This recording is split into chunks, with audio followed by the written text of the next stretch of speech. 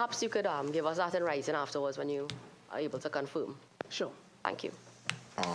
Member Richards. Thank you, Chairman. Good afternoon, Commissioner. Christopher, congratulations on your appointment. We wish you all the best.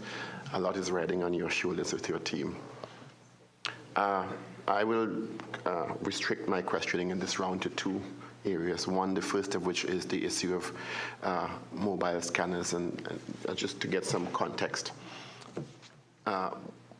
It was indicated by your immediate predecessor that the TTPS had been spending $1.8 million per month on 2 crime-fighting vehicles with scanners. This from former Acting Commissioner McDonald Jacob, purchased on December 1st, 2019, which in the former commissioner's words yielded no results. Can you give us some clarity on that? Is that accurate?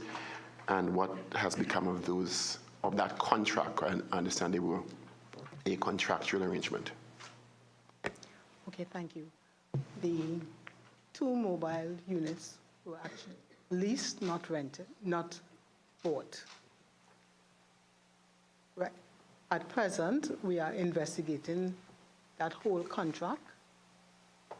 My information is that the units are not functioning 100%, and I have actually asked my Deputy Commissioner Simon to look into it. So Mr. Simon will be able to give us some light on the situation. Please. Mr. Simon. Good day, Chair. Good day to all. So as it relates to these 2 scanners, they came into the service and they were in fact employed by our OCC, Operational Command Center. There were 8 persons trained in the TTPS to use these this equipment. There was a transfer of the equipment and the personnel to traffic branch for better efficiency of the use of the equipment.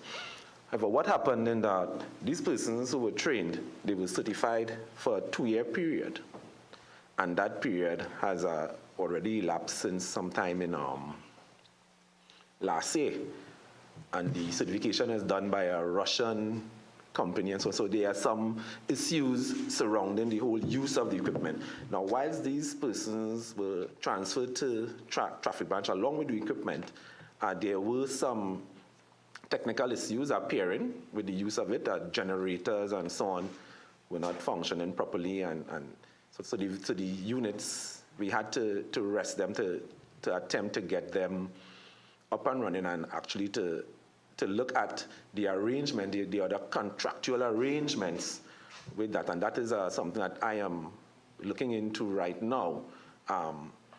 That contract, the investigation that I am doing with it, it's right now, I'd say that it's at a sort of a sensitive stage, and I don't want to say too much. It's an active investigation. Yes.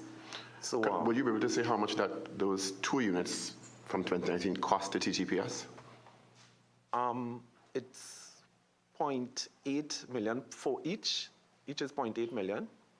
So that is $800,000 a year since that. So, and from 2019 to when? Well, that is another part of the issue that is ongoing with that.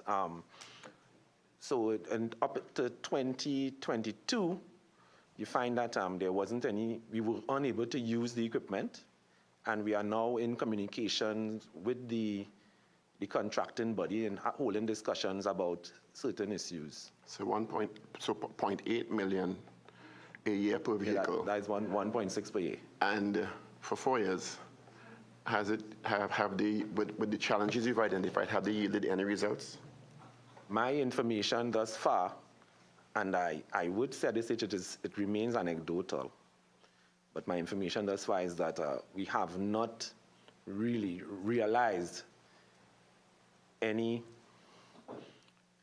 real evidential use of the equipment that would perhaps propel the police service into a better place in terms of detecting what the equipment is said to be able to detect. So that's a wonderful way of saying it didn't work. Well, the investigation is ongoing. All right.